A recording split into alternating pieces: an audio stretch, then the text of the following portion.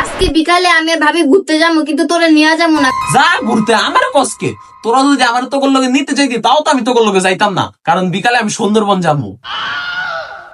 ভাইয়া তুই সত্যি সুন্দরবন যাবি? বুঝলাম না এনে মিথ্যার কি আছে, সত্যি সুন্দরবন যাবো। সজল, তোমার কি মনে আছে আমি কালকে তোমার ডিম ভেজে দিছিলাম?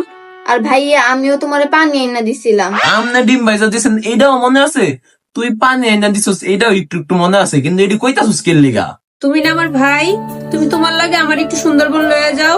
আরে নেওয়া লাগতো না, খালি তোমার নামে বদনাম করে। এত করে কইতাছেন, আচ্ছা নিয়ে যাবনি। আর ওই যে আমার নামে পিছাপিছি বদনাম করে, এই ব্যাপারটা আমি আগে জানতাম না, নতুন ভাবে জানলাম। মুখ দিয়া ভাই কইলি ভাই হয়ে যায় না, ও আমার রক্তের ভাই।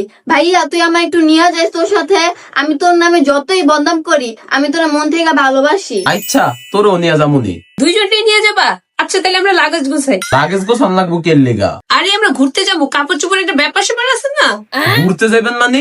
অনেক ঘুরতে যাবো কে, ওইটা একটা ঘোরার জায়গা হইলো। দেখ আমার দেওয়ারে কি বলে, এই জায়গা তো ঘোরারই জায়গা, তো ঘুরতে যাইবা না তো কি করতে যাইবা? আরে গ্রামের তো 3 কেজি ভুসি পাঠাইছে কুরিয়ার সার্ভিসে, ওইটাই আনতে সুন্দরবন যাবো। তুমি এতক্ষণ এই সুন্দরবনের কথা কইছো?